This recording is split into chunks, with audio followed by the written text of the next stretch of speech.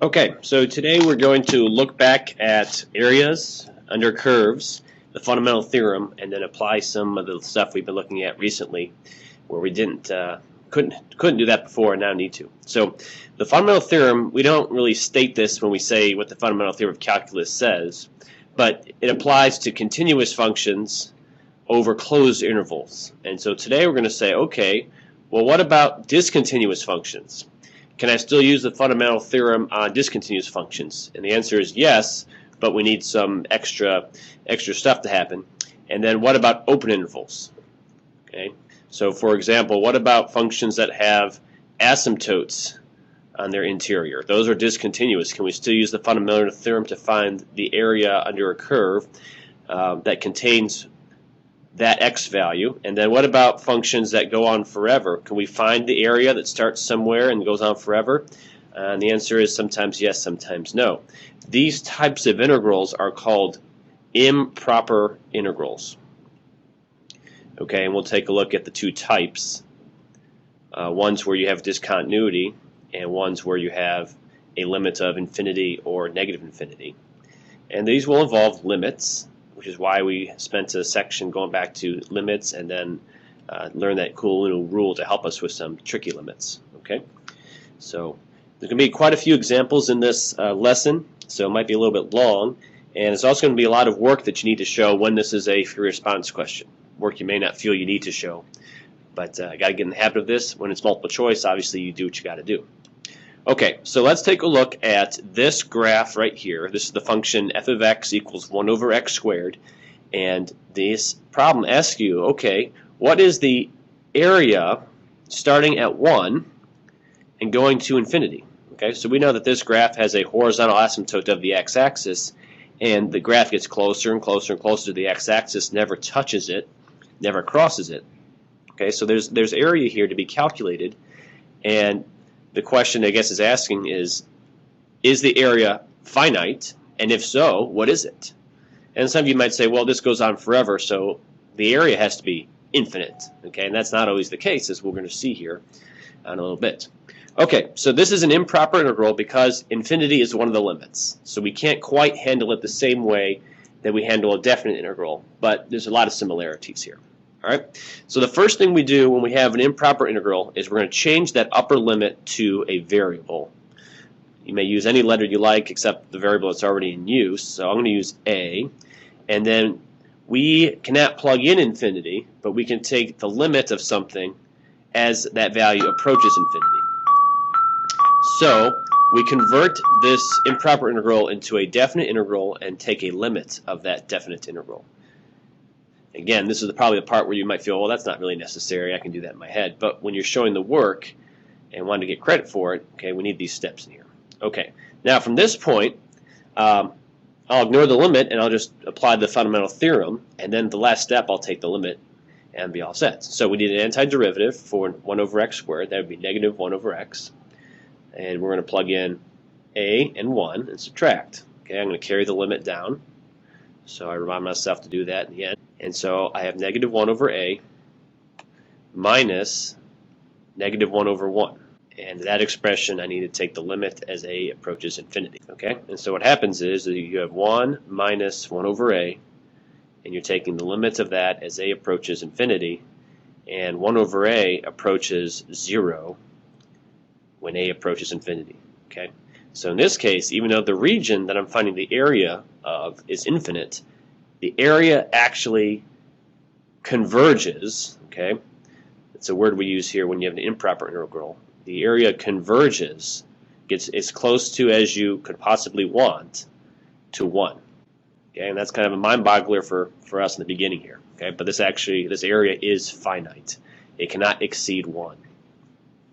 Okay, so that's the first type. Go ahead and try. Let's see what we got here. 7.8, number 9, that's both additions. Pause the video, we'll see you in a second. Okay, now let's look at a similar looking region. This is the graph of 1 over x, and we're starting at 1. And again, we're going to infinity. So again, we have an infinite region. And again, you have a horizontal asymptote for your curve. So this curve gets very close to the x-axis, doesn't touch it, doesn't cross it.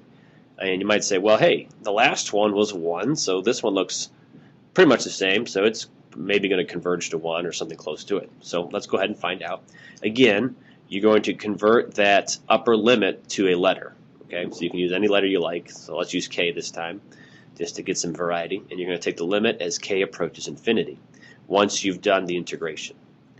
1 over x dx. Okay, now fundamental theorem, go ahead and apply it. The antiderivative is the natural log absolute value of x from, such that we're going to plug in 1 and k. Still taking the limit. Carry that work down. And now we're going to say, okay, I have the natural log of k, absolute value because it might be a negative, minus the natural log of 1, which is 0, and now we need the limit. Now, this requires a little bit of knowledge about what ln does. So if I'm not sure what the natural log of big numbers is, I can refer to its graph, remind myself what that looks like. But ln gets very, very large the farther you go to the right. It just doesn't look like it. The graph starts to grow very slowly, but does continue to grow forever. And so this comes out to be a limit of infinity.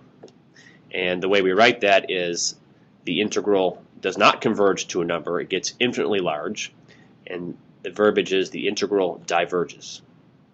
So strangely enough, the area underneath this curve from 1 to infinity is not capped. It can get as large as you like. It keeps growing and growing and growing. And that's kind of bizarre because they look very similar.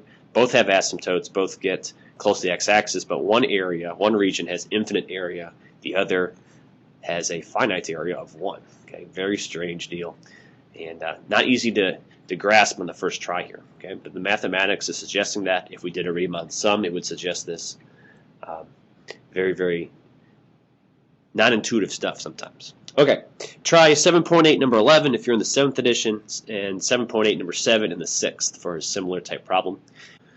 Okay, here's an interesting curve, bell curve kind of looking picture here, and now the integral has 2 improper limits on it, negative infinity and infinity. So this is a extra improper integral, if you like. How are we going to do this? Well, first thing we're going to do is we're going to write this as 2 integrals. Okay, we're going to go from negative infinity to some number. You get to choose. It could be 0, it could be 1, it could be 37 if you like. Right? I'm going to choose 1 for reasons we'll see in a second. You could choose 0, and no, you cannot go and double the answer. You can't guarantee that that's going to work. And then we're going to go plus the integral from 1 to infinity. So I have taken the region and sliced it into 2 different regions. One that goes from negative infinity up to here, and the other one that goes from 1 to infinity. I would not necessarily go from negative infinity to 0 and double my answer. Okay, so now you've created 2 improper integrals, and now you're just going to do them one by one as you would have on the previous problems. Nothing's really new there. Okay, the only thing I would say is maybe do not use the same letter when we convert. So the first one, let's say we're going to do the limit as a approaches negative infinity, integral a to 1, 1 over x squared plus 1 dx, plus the limit, let's use b now, as b approaches infinity, integral 1 to b, 1 over x squared plus 1 dx. Okay, so now for a moment we're just going to do the fundamental theorem like we always have. So our antiderivative is the arctangent function. We'll evaluate it at 2 values and subtract. After that's done, we'll take the limit as a approaches negative infinity for the first. And over here, we'll do the limit as b approaches infinity, positive infinity, of what? Arctangent x from 1 to b. Okay, now let's see where we are at here. Okay, limit as a approaches infinity, and we have the arctangent of 1. Okay, so I chose a nice value for arctangent. Now 0 would have been fine also, because we know what that comes out to be. Sorry, arctangent of 1. Arctangent of 1 minus the arctangent of a, okay, plus the limit as b approaches infinity, arctangent b minus arctangent 1. Okay, now in this case, the arctangent of 1, which is pi over 4, cancels with this negative arctangent of 1. And now we have these two limits to evaluate. I have the limit as b approaches infinity of the arctangent function. So again, I need some knowledge of what that function looks like and what that function does from pre-cal. Hopefully I remember that it looks like this, and hopefully I remember that there are two horizontal asymptotes for this function. And if I think about it for a little bit, if I think about this as the inverse to tangent, and I think about where does tangent have vertical asymptotes, that's where arctangent will have horizontal asymptotes. And so that's going to be at pi over 2 and at negative pi over 2. So what do we have here? The limit as a approaches negative infinity of the arctangent function. So as I go to the left, arctangent approaches negative pi over 2. So I have negative pi over 2. And over here, I have the limit as b goes to infinity of arctangent b. So as x goes to infinity on this graph, the y values head towards pi over 2. Okay, so in this case, it did end up being same on both sides, but I have to be careful making that assumption. And really interestingly, the area underneath this curve is pi, right? Who would have thought that? You go forever to the left, forever to the right, the area approaches pi, of all things. Interesting. Okay, pause the video. The next ticket problem is 7.8, number 23 in both editions.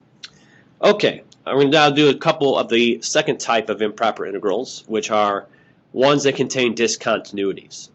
On the surface, this does not look like anything different than what you've been doing. However, we need to notice that, oh, hey, this has a big problem when x is 2.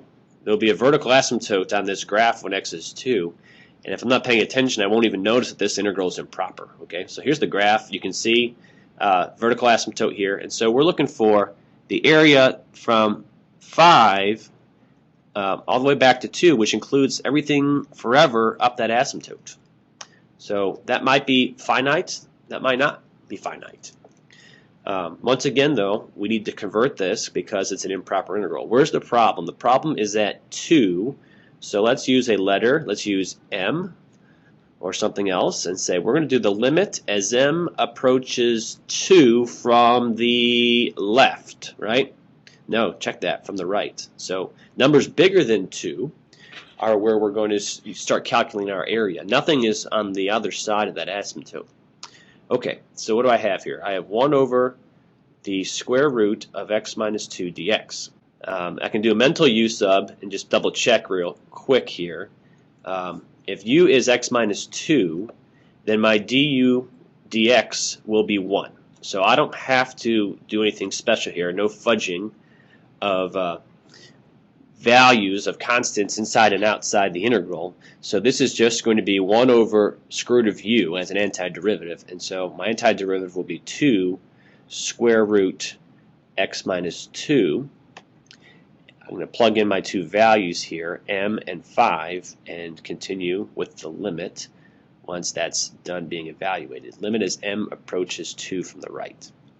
Okay, so we have the limit as m approaches 2 from the right, 2 times the square root of 3 minus 2 times the square root of what? M minus 2. And when we substitute 2 for m in that second piece, that comes out to be 0. So believe it or not, even though there's a vertical asymptote here, the area comes out to be a finite answer of 2 square roots of 3. Okay? And this has to do with how fast does this curve get to that vertical asymptote.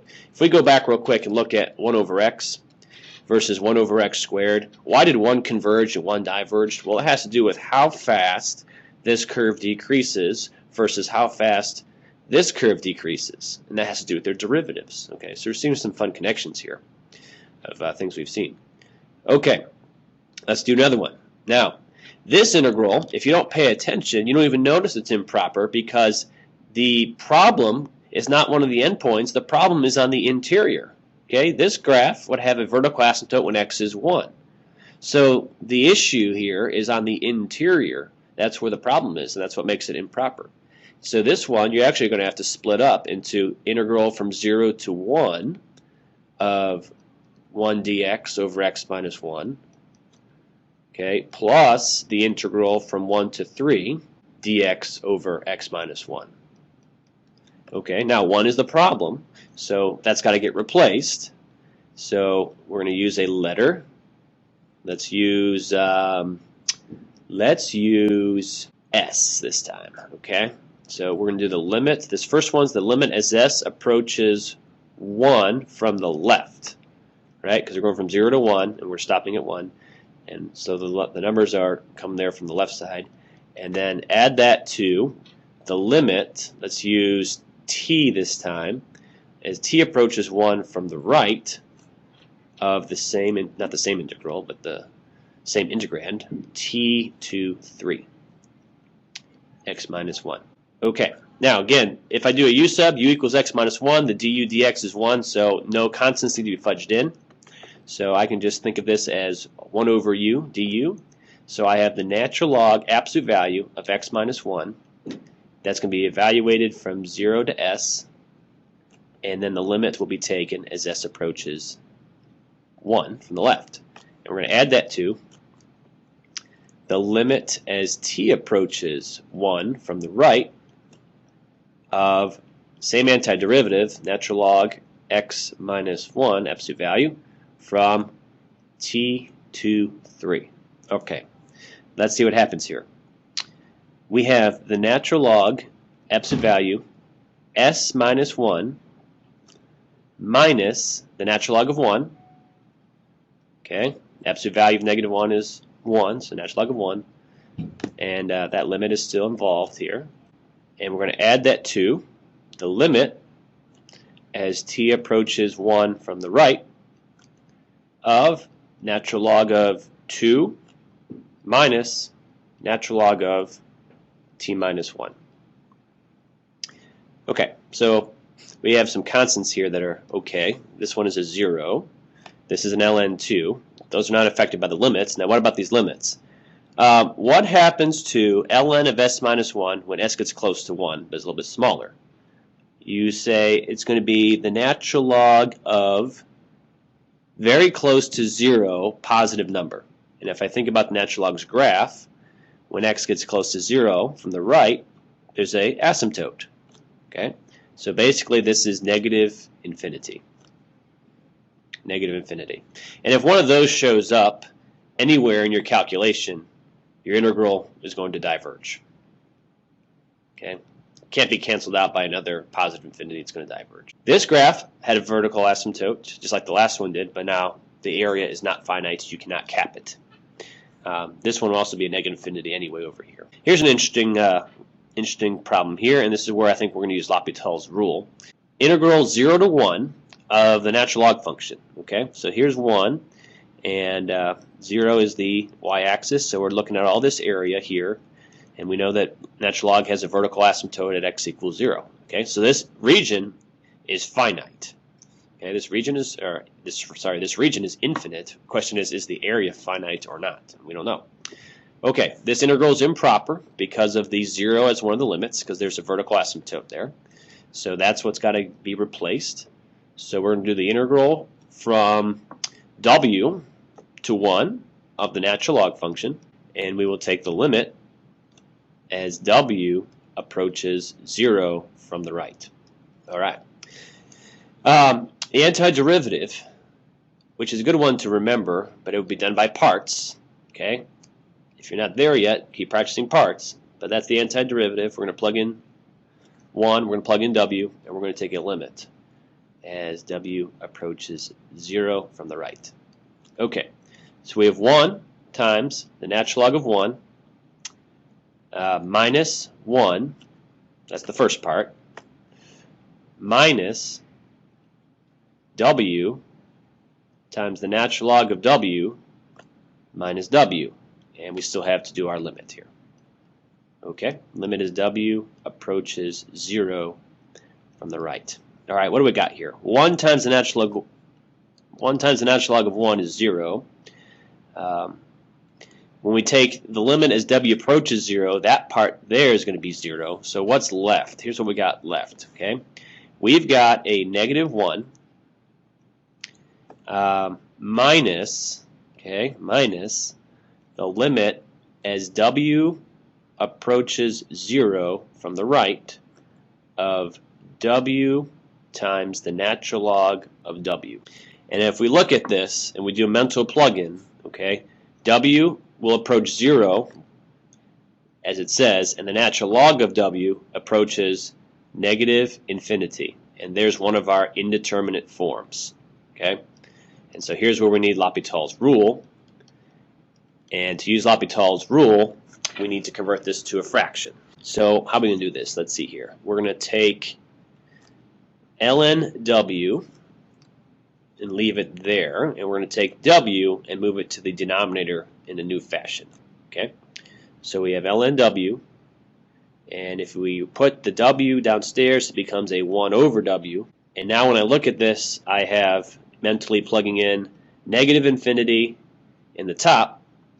You plug in a small positive number, the bottom becomes infinity positive.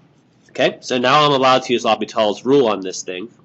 So I have negative 1 minus the limit as w approaches 0 from the right of the derivative of the top function, which is 1 over w, right, over the derivative of the bottom function, which is negative 1 over w squared.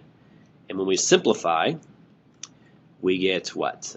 Limit as w approaches 0 from the right of, I believe, negative w. And the limit as w approaches 0 of that is going to be 0. So believe it or not, that area converges. Okay?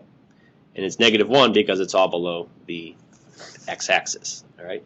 May not be easy to believe, but this function actually has finite area. Your last problem, which I believe you'll have to use L'Hopital's rule on, is 7.8, number 35 in both editions. See you soon.